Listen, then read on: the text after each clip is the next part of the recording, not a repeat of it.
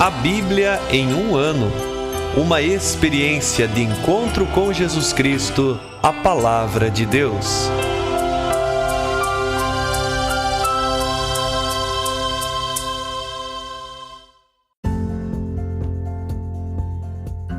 Olá, eu sou Ivonei, seminarista da Diocese de Ponta Grossa, Paraná. Você está ouvindo o podcast A Bíblia em um ano. Usando um plano de leitura cronológico, vamos ler a Bíblia inteira em 365 dias, descobrindo como a história da salvação se desdobra e se atualiza em nossas próprias vidas e na vida da Igreja. Estamos usando a Bíblia Católica com a tradução oficial da CNBB, a Conferência Nacional dos Bispos do Brasil. Você pode baixar o plano de leitura completo por meio de um link que você encontra na página do Instagram, abiblia.emuano, ou no facebook.com/seminariopg. Inscreva-se nesse podcast por meio da plataforma que preferir para receber as notificações diárias de nossos episódios.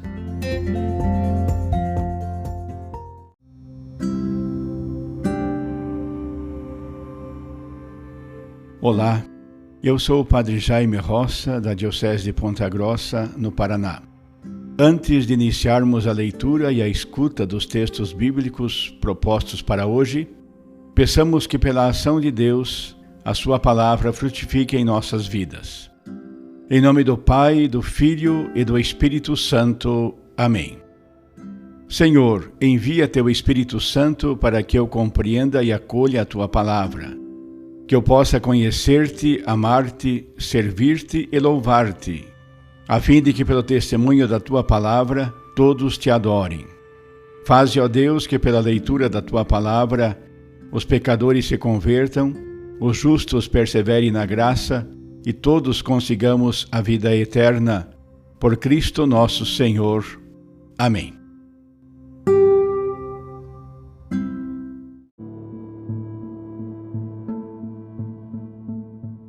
Hoje é dia 185 de nosso podcast.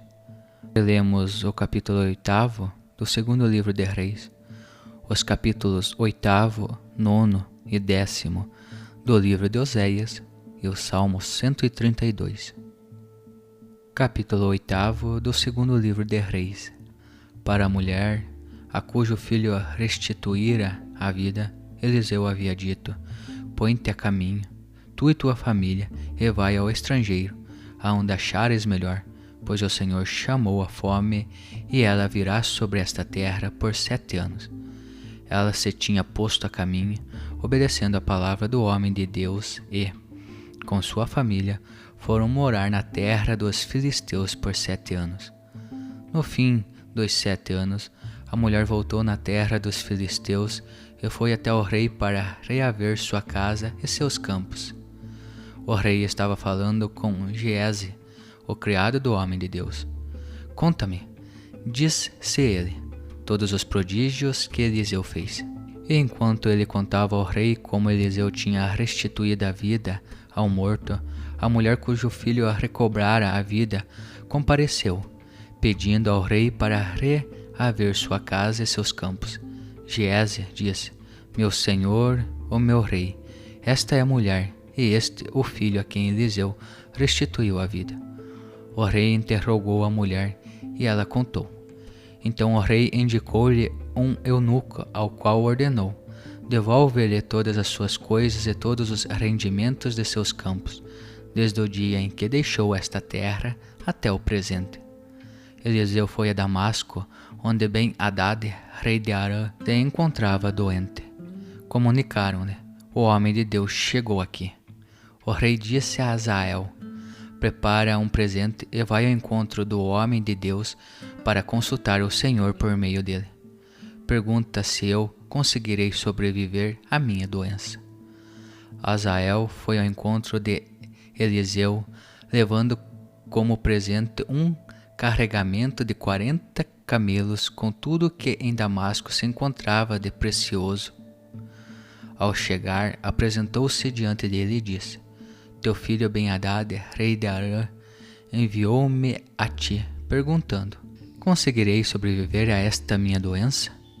Eliseu respondeu: vai e diz-lhe: certamente viverás, mas o Senhor me mostrou que certamente morrerá. E fixando nele o olhar, O homem de Deus ficou perturbado e chorou. Disse-lhe Azael: Por que choras, meu senhor?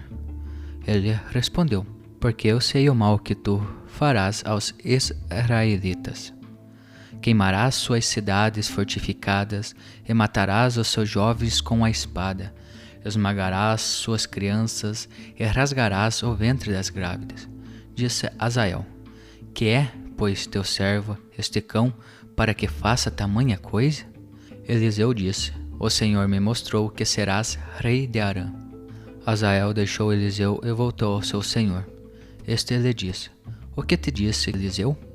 Ele me disse que viverás, respondeu Azael. No dia seguinte tomou uma coberta, mergulhou-a na água e estendeu sobre o rosto do rei, o qual morreu. E Azael tornou-se rei em seu lugar. No 5º ano de Jorão, filho de Acabe, rei de Israel, quando Josafá era rei de Judá, começou a reinar Jorão, filho de Josafá, rei de Judá.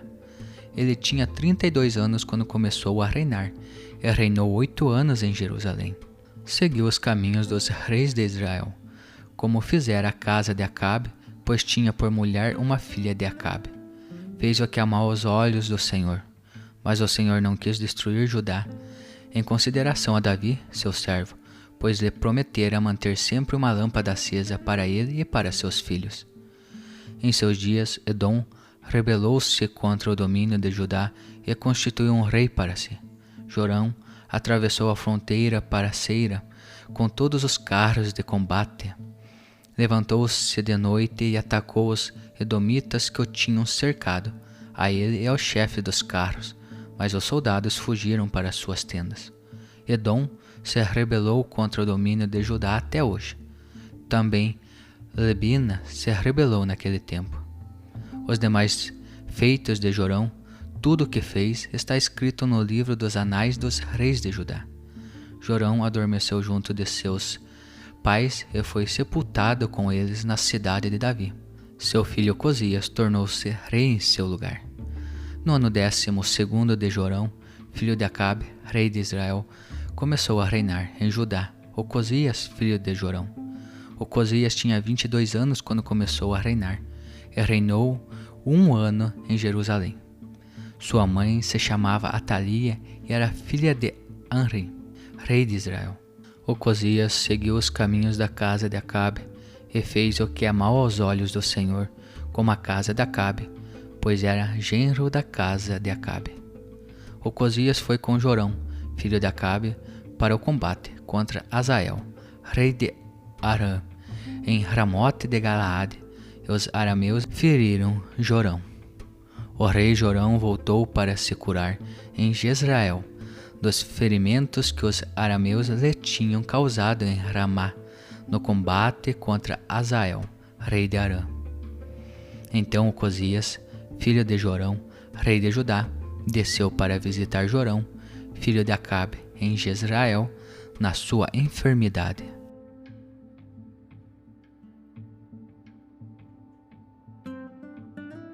Capítulo 8 do livro de Oséias.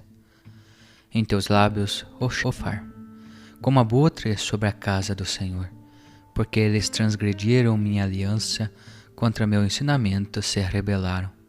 A mim eles chamam: meu Deus, nós, Israel, te conhecemos. Israel rejeitou o bem, o inimigo perseguirá. Eles instituíram reis, mas não de minha parte. Instituíram príncipes, mas eu não tive conhecimento. Com sua prata e seu ouro fizeram para si ídolos, para serem eliminados. Ele rejeitou teu bezerro, Samaria. Inflamou-se minha ira contra eles. Até quando serão incapazes de inocência? Pois ele vem de Israel, ele, um artesão, o fez. Ele não é Deus. Sim, será feito em pedaços o bezerro de Samaria. Semeia um vento, colhe em tempestade. Espiga sem grão não produz farinha. Talvez a produza. Estrangeiros a devoram. Foi devorado Israel. Agora estão entre as nações como um objeto do qual não se tem prazer. Quando eles subiram à Assíria, eles eram para ela um asno selvagem e solitário. Efraim contratou amantes. Mesmo que os contratem entre as nações, agora eu os reúno. Tremeram dentro em pouco sobre o fardo do rei dos príncipes, porque Efraim multiplicou altares para pecar. Para ele, estes se tornaram altares para pecar. Eu lhe escrevi meus ensinamentos todos, como coisa estranha foram considerados. Os sacrifícios de meus dons, eles sacrificam carne e comem. O Senhor não os aprecia. Agora ele se lembrará de sua culpa, castigará o seu pecado. Eles retornarão ao Egito. Israel esqueceu aquele que o fez, construiu santuários, e Judá multiplicou cidades fortificadas. Enviarei fogo sobre suas cidades, devorará suas fortalezas. Capítulo 9. Não te alegres, Israel, não te rejubiles como as nações, pois tu te prostituíste, longe de teu Deus, amaste a paga em todas as eiras de trigo. Eira e lagar não os alimentarão, e o mosto os enganará. Não habitarão na terra do Senhor. Efraim voltará ao Egito, e na Síria comerão alimento impuro. Não derramarão vinho para o Senhor, e não lhe agradarão seus sacrifícios. Serão para eles como pão de luto, todos os que o comerem ficarão impuros. Pois seu pão é para sua garganta, não entrará na casa do Senhor. Que fareis para o dia da solenidade, para o dia da festa do Senhor? Pois eis que eles partiram por causa da devastação. O Egito os reunirá, Mênfis os sepultará. O tesouro de sua prata, os cardos herdarão. Espinhos estarão em suas tendas. Chegarão os dias de castigo. Chegarão os dias de retribuição.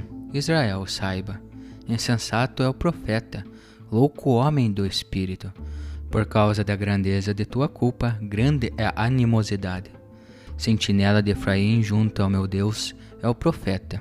Um laço de caçador está em todos os seus caminhos. Animosidade na casa de seu Deus. Perverteram-se profundamente, como nos dias de Gabaá. Ele se lembrará de sua culpa, castigará o seu pecado. Como uvas no deserto encontrei Israel, como primícias numa figueira em seu início, vi vossos pais.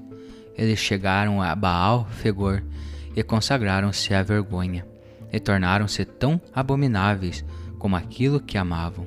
Efraim, como pássaro voará a sua glória, sem nascimento, sem gravidez, sem concepção. Mesmo se criaram seus filhos, eu os privarei de descendência. Sim, e ai deles quando eu me apartar deles. Efraim, quando ouvi, era como palmeira plantada num prado.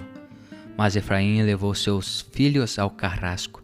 Dá-lhes, Senhor, que lhes darás? Dá-lhes um ventre que aborta os seios secos. Toda a sua maldade estava em Gilgal, por isso lá os odiei. Pela maldade de suas obras, de minha casa os expulsarei. Não continuarei a amá-los. Todos os seus príncipes são rebeldes. Ferida está Efraim, suas raízes estão secas. Não darão frutos. Ainda que gerem filhos, eu farei morrer o que é precioso de seu seio. Meu Deus os rejeitará, porque não o escutaram. Serão errantes entre as nações. Capítulo 10. Vinha exuberante era Israel, seu fruto era semelhante a ela. Quanto mais numeroso era seu fruto, mais multiplicava seus altares. Quanto melhor a sua terra, melhores faziam suas estelas. Seu coração é falso, agora eles pagarão. Ele quebrará seus altares, devastará suas estelas. Agora eles dizem: não temos rei, pois não tememos o Senhor. E o rei, que faria por nós? Eles proferem palavras jurando em falso, estabelecendo pactos, e assim o direito floresce como planta venenosa nos sulcos do campo. Pelo bezerro de Bet-Avim tremem os habitantes da Samaria. Se por ele está de luto seu povo, por ele, por sua glória, seus ministros soltam gritos. pois é levado para longe. Mesmo ele, para a Síria será levado, oferenda para o grande rei. Efraim recolherá vergonha, Israel se envergonhará por seus planos. Está arruinado o rei de Samaria, é como um galho sobre a superfície das águas. Serão arrasados os lugares altos da iniquidade, o pecado de Israel. Espinhos e cardos crescerão sobre seus altares.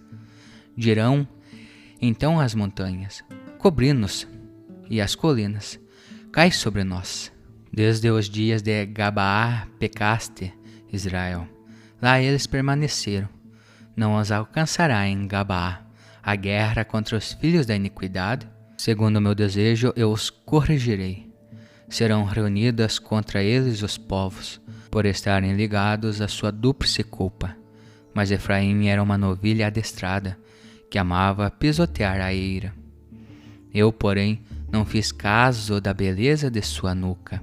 Atrelarei Efraim, Judá lavrará, Jacó vai arar para si. Semeei para vós conforme a justiça, colhei conforme o amor. Abri para vós um campo novo, pois é tempo de procurar o Senhor, até que ele venha e faça chover justiça para vós. Arastes a impiedade, colhestes a injustiça, comestes o fruto da mentira. Confiaste em teus caminhos, na multidão de teus guerreiros. Um tumulto se levantará contra teu povo, e a totalidade de tuas fortalezas será destruída, como a devastação de Bet-Abel por Salmana. No dia da guerra, quando a mãe foi despedaçada com os filhos. Eis o que vos faz Betel, por causa de vossa grande maldade. Na aurora, o rei de Israel será completamente destruído.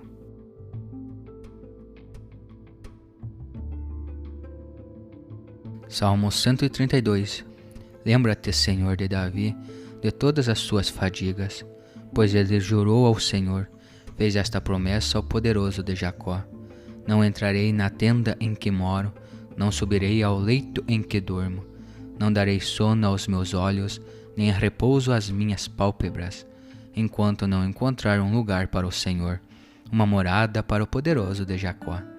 Ouvimos dizer que a arca está em Éfrata. Encontramo-la nos campos de Iar.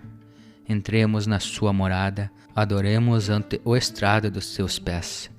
Levanta-te, Senhor, entra no lugar do teu repouso, tu e a arca de teu poder. Teus sacerdotes revistam-se de justiça, exultem os teus fiéis. Em consideração a Davi, teu servo, não rejeiteis a face do teu ungido.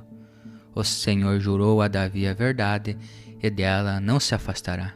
Um fruto de tuas entranhas eu porei sobre teu trono. Se teus filhos guardarem minha aliança e meus ensinamentos, que lhes darei, os filhos deles, para sempre, hão de sentar-se no seu trono. Sim, o Senhor escolheu Sião, ele a desejou para a tua morada. Este é o meu repouso para sempre. Aqui habitarei, porque eu a escolhi. Abençoarei copiosamente suas provisões e saciarei de pão os teus pobres. Revestirei seus sacerdotes de salvação, e seus fiéis exultarão de júbilo. Ali farei germinar o poder de Davi, e manterei acesa a lâmpada para o meu ungido. Cobrirei de vergonha seus inimigos, enquanto sobre ele florescerá o seu diadema.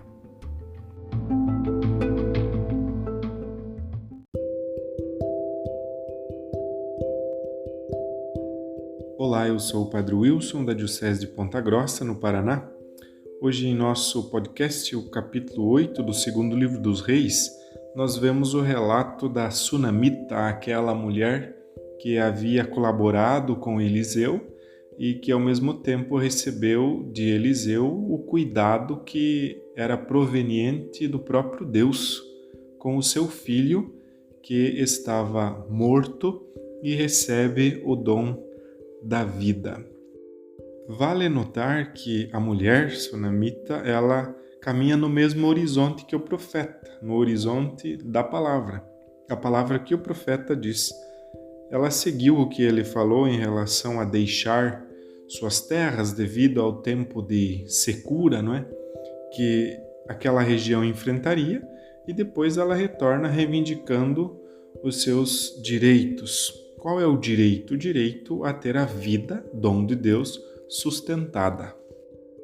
A presença do profeta Eliseu garante a continuidade da ação de Deus na história, não é? Então, por isso também a mulher se movimenta nesse horizonte. Vale nos perguntar, meu irmão, minha irmã, o quanto custa para mim, para você, para nós, nos colocar nessa perspectiva que a palavra de Deus abre diante de nós, no futuro, não é? Que ela traz. Às vezes a gente tem a tendência a dizer que não sabe interpretar a palavra de Deus, que não sabe, não entende a palavra de Deus, mas na verdade muita coisa a gente tem presente. Às vezes ficamos esperando, sabe, aquilo que a gente não tem e não se compromete com aquilo que já tem. Se você, se eu, se nós nos comprometêssemos com aquilo que a palavra de Deus já construiu em nós e com aquilo que a gente já percebeu dela construir também na sociedade, na vida da igreja, nós mudaríamos o mundo. Às vezes a gente fica sonhando com um ideal muito distante de nós. Então, se comprometer, se colocar no horizonte daquilo que a palavra já revela, daquilo que a palavra já nos mostrou, isso é se comprometer com a vida, com a história. Está aí um pouco a lição da mulher sunamita, que se compromete com aquilo que ela escuta, com aquilo que ela entendeu haver recebido. A outra realidade que gostaria de destacar aqui é aquela relação de Azael com o rei da Síria, que o rei está doente, ele vai falar com o profeta, e depois, digamos que ele se aproveita da doença do rei praticamente para acabar de matá-lo. Às vezes, nós temos essa tendência de olhar as pessoas adoecidas ou que são mais frágeis, fracas que nós em qualquer nível da vida, como menos, débeis.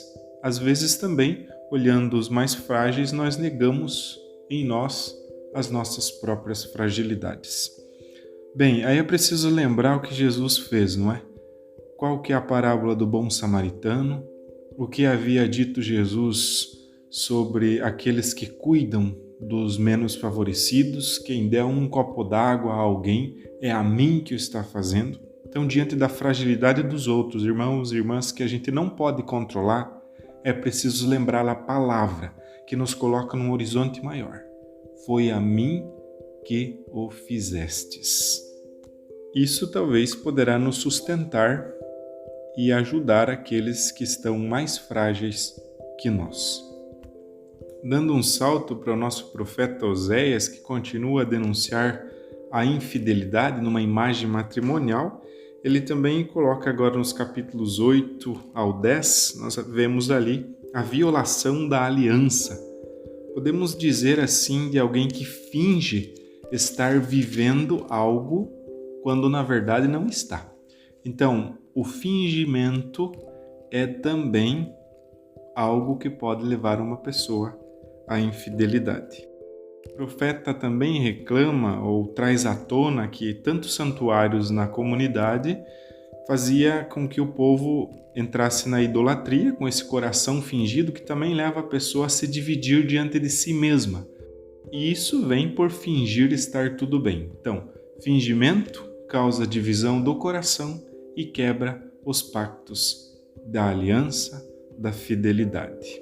Como é isso, meu irmão e minha irmã, na tua vida?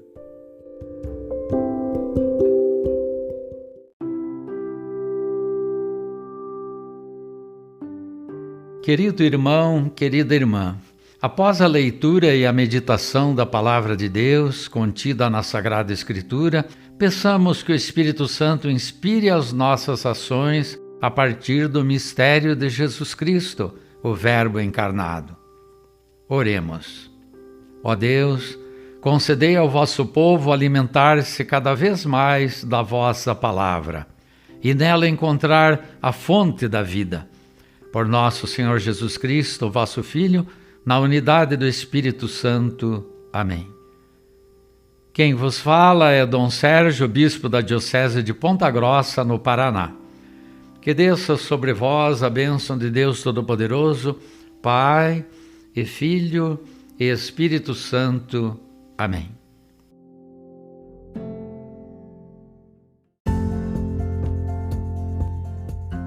Você acaba de ouvir mais um episódio do podcast A Bíblia em um Ano.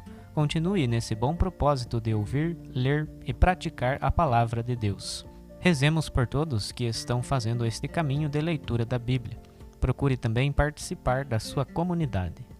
A permissão para uso do plano de leitura The Bible in a Year com o Padre Mike Schmitz e Jeff Cavins foi concedida por Ascension. A versão original pode ser baixada em ascensionpress.com. Todos os direitos desse plano estão reservados à Ascension. Os demais conteúdos do podcast não são criados, revisados ou apoiados por Ascension. Até amanhã!